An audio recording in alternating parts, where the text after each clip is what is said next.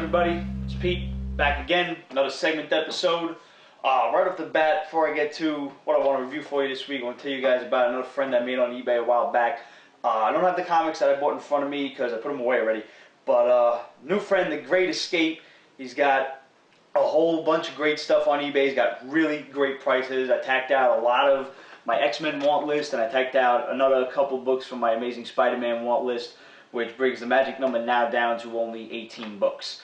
So check this guy out. He's got some great prices. He's got very reasonable shipping costs. I managed to navigate my way through their own checkout, and then I got a letter from the guy that said, "Oh, you know, I see you already checked out, but you paid too much in shipping, so you know you'll be getting a refund soon." And they actually did send me the refund themselves, without me even having to ask for it. So that was real swell of them.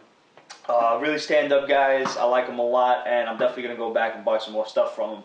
Like I said, The Great Escape, check them out. Off the bat, I think the most important thing that came out this week, as we all know, was Flash Rebirth from Geoff Johns. I thought it was interesting, but I'm not sure. Barry Allen seems to be kind of prickish about being back. He's like, yeah, well, you know, I died once and I can die again. I guess that's kind of frigging with his head a little bit. And all these people want to throw him a party, and, you know, they're really happy he's back, and he's just like, you know, I don't know. The artwork's really great. They kind of drawing Barry Allen. He looks like Duke, to tell you the truth, from G.I. Joe. Excuse me. He doesn't have that Silver Age Barry Allen look to him. But I'm going to stick around for this series. There's something to do with the Black Racer all of a sudden, and there's something going on with the Speed Force that he seems to be like more in touch with it. He's like part of it now, because it was the Speed Force that drew him in and killed him back during you know, Crisis on Infinite Earths, which it didn't really kill him, it just literally drew him into it. We're going to ignore the text message and just keep right on going. And at some point at the end, this villain just jumps out of the lightning bolt on his chest and then dissolves. So this book actually raises a lot more questions than it answers. I guess we're all just happy to see Barry Allen back. It's Geoff Johns, so you know it's probably going to be good.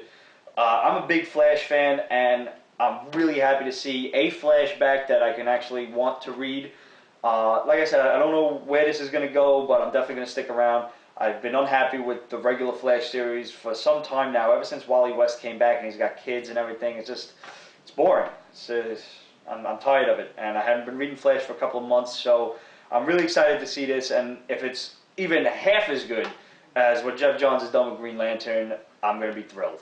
So, Flash Rebirth, everybody, issue 1 of an unknown number. Green Lantern Rebirth was 6 issues, so I'm probably going to peg it at about 6. Stick around. We'll keep you posted every month when the new issues come out.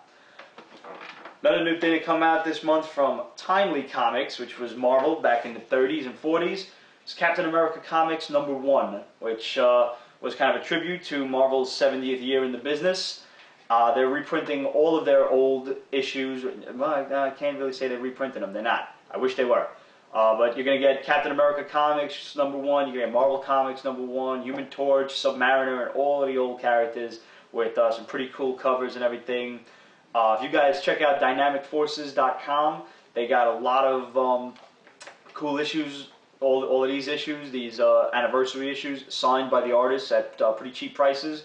But make sure you sign up for their mailing address, so that way, you know, they'll email you when they got good deals on it. Because I got these, well, I ordered them, I should say. I haven't gotten them yet. But I ordered them for just between $15 and $25 each, depending on what they were. And after like a week or two, Dynamic jumps the price to like $80, which is just out of this world ridiculous. So join their mailing list. Dynamic always has really cool variant covers, and they're almost always signed by the artists for anywhere between $15 and $30, depending on, you know, the popularity of the book. Highly recommend that. But Captain America Comics #1, just kind of a side story of how Steve Rogers was even further destined to be the super soldier that he is, because while he's this skinny, belink little fuck, he manages to save the super soldier formula that's written on a crystal, like in spider silk or some shit. It's actually pretty hokey and stupid. I didn't really care for that. I just liked the idea of Steve Rogers being the soldier that didn't cut the, he couldn't cut it, and they said, well, come this way, and if you really love your country, we'll see what we can do for you. This one, it throws more into the origin than I really think is necessary, but it's done so to, I guess, build up Steve Rogers' character before he became the super soldier. And he's always been that big guy at heart. He's basically got the heart of a lion, is what they're trying to say here, kind of thing. And yeah, honestly, I think there's 1,001 ways that they've described Captain America as the proverbial big blue Boy Scout, tried and true American, that they didn't have to do this story. I cannot recommend this story to you. I honestly wish, and I thought it was going to be when I saw this issue, I thought it was going to be a reprint of the original Captain America Comics #1. We've all seen that classic cover of Captain America with the triangular shield where he's punching the shit out of Hitler. I didn't get that, and I was upset. I would have really liked to read that original Joe Simon story. And in the back, they give us this absolutely hokey, lame story from Captain America Comics #7, where they have to, him and Bucky fight this guy named the Toad at a baseball game. Really? This is the way you're going to honor Captain America for his 70th birthday? Come on, guys. You can do much better than this. No reason to buy this, guys. If you're a Captain America completist, by all means get it. And if you're going to get it, check out Dynamic Forces. They have an issue signed by Joe Simon for, what is it, like, I think that was the $80 one. I think that was it. Yeah. I bought mine for $20 because I got it early. Hopefully some of you guys did too. If you did, let me know. If you didn't, you know what, Joe Simon, it's probably worth the $80. Fuck it. Because nobody's got $40,000 lying around to go buy a Captain America Comics #1 and have him sign that. God bless the old guy. He's still living. He still does comic conventions. He was probably really nice. I didn't get to meet him the last time he was in New York at Comic-Con, unfortunately. But, if anybody out there did meet him, good for you. That's probably a once-in-a-lifetime experience. Last comic book I got to review for you guys is Dead of Night #4, Werewolf by Night, concluded this time around. And in this one, our good old pal Werewolf Jack has a daughter that is also turning into a werewolf. We find out that this evil company is trying to get a hold of her and train her to be, one of their superhuman operatives, of course. They've had control of his long-lost sister for quite some time now, and the culmination of the story, we find that they get control of Jack. They have his daughter, but through a blood bond between Jack and his daughter, he's able to kind of communicate with her almost telepathically. And now the girl knows at a very young age that she is a werewolf. She knows how to control herself.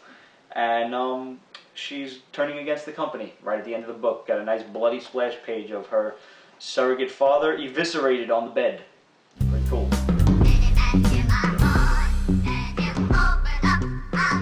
I'm going to keep it short and sweet like a midget dipped in honey and go right into the best and worst of this week.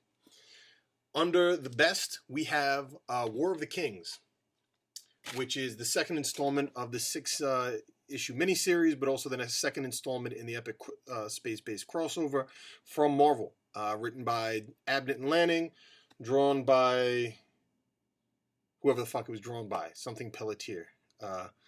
This book has literally everything you could ask for. It's got superheroics. It's got fucking huge, big science fiction-y ideas. It's got badass fighting. It's got great heroic behavior from the protagonists and terrible, obnoxious, evil behavior from the villains. It's everything you could really want, like a space opera and a comic book.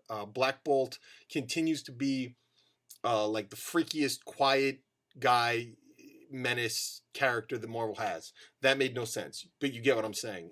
He is the silent badass. He sits on a throne and he lets everybody else do the talking and supposed planning, but you can tell he's thinking some heavy shit, or taking a dump. But either way, it's great stuff. I can't recommend this enough. War of Kings is probably one of the most exciting crossovers Marvel's put out, and because it's not written by Brian Michael Bendis, I'm reasonably certain it'll have a